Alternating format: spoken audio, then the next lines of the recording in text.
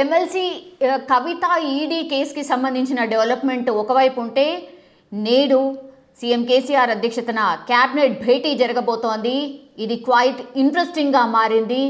ఈ రోజే కవిత actually ED ముందుకు హాజరవుతారు అని అందరూ అనుకున్నారు. కానీ ఆ డేట్ కాస్త 11వ తారీఖు షిఫ్ట్ అయింది. కానీ ఈరోజు క్యాబినెట్ సమావేశం జరగబోతోంది. ఆ క్యాబినెట్లో ఎలాంటి డిస్కషన్ చేయబోతున్నారు అనేది కూడా ఒక ఉత్కంఠ సిచ్యువేషన్ ఉంది. ఎందుకంటే మధ్యాహ్నం 2 గంటలకు ప్రగతి భవన్లో సీఎం కేసీఆర్ అధ్యక్షతన క్యాబినెట్ భేటీ జరగబోతోంది. సో సమావేశంలో గవర్నర్ కోటా కింద ఎమ్మెల్సీలుగా ఎంపిక చేయాల్సిన 2 ఖరారు చేయడంతో పాటుగా గవర్నర్ వద్ద పెండింగ్లో ఉన్న కీలక బిల్లులపైన కూడా చర్చించబోతున్నట్టు ఒక వార్తనైతే వినిపిస్తోంది. అలాగే బీఆర్ఎస్ ఎమ్మెల్సీ కవితకు ఎన్ఫోర్స్మెంట్ డైరెక్టరేట్ అధికారులు నోటీసులు జారీ చేసిన అంశంపైనే భేటీలో చర్చించే అవకాశం ఉన్నట్టు కూడా సమాచారం అందుతోంది.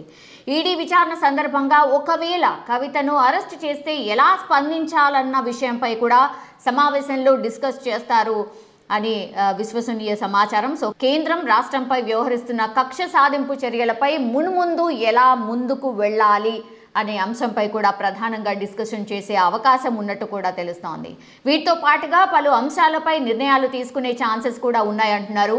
పేదలకు ఇళ్ల స్థలాల పంపిణీ, స్థలాలున్న వారికి ఇంటి నిర్మాణానికి 3 లక్షల చొప్పున నిధుల కేటాయింపులు అండ్ 3 పారిశ్రామిక వాడల్లోని భూముల క్రమబద్ధీకరణ అంశాలపై కేబినెట్ చర్చించబోతున్నట్టు తెలుస్తోంది. అలాగే రాష్ట్రంలో అమలవుతున్న కంటి వెలుగు కార్యక్రమం మనందరికీ తెలిసిందే. అండ్ మంగళవారం ప్రారంభమైన మహిళా ఆరోగ్య కార్యక్రమాలను కూడా సమీక్షించే అవకాశం ఉన్నట్టు కూడా చెప్తూ ఉన్నారు. అండ్ నామినేషన్లు దాఖలు చేయబోతున్నారు. ఎమ్మెల్యే కోటాలో ఎమ్మెల్సీ అభ్యర్థులు నవీన్ కుమార్, దేశపతి శ్రీనివాస్ అండ్ చల్లా వెంకట్రామరెడ్డి గురువారం నామినేషన్ దాఖలు చేయబోతున్నారు. వారి వెంట మంత్రులు వేముల ప్రశాంత్ రెడ్డి అండ్ ఎమ్మెల్సీ పల్ల రాజేశ్వర్ రెడ్డి వెళ్లబోతున్నారు. కాగా గవర్నర్ కోటా కింద ఎమ్మెల్సీ అభ్యర్థిగా టీఎస్పీఎస్సీ మాజీ చైర్మన్ ఘంటా చక్రపాణి పేరు పరిశీలనలో ఉన్నట్టయితే ప్రస్తుతం సమాచారం అందుతోంది.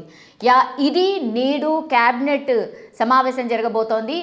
ఎలాంటి అంశాలు డిస్కషన్కి రాబోతున్నాయి, ఒకవేళ క్యాబినెట్ భేటీ తర్వాత మీడియా సమావేశం పెట్టి ఏమైనా చెప్పబోతున్నారా అనేది కూడా ఆసక్తిగా మారింది. ఎందుకంటే ఎమ్మెల్సీ కవిత కూడా ఢిల్లీలో ఎగ్జాక్ట్లీ 1 o'clock తాను మీడియాతో మాట్లాడబోతున్నారు. అండ్ ఇక్కడ క్యాబినెట్ భేటీ జరగబోతుంది. భేటీ తర్వాత మంత్రులు ఎవరైనా స్పందిస్తారా చూడాల్సిందే.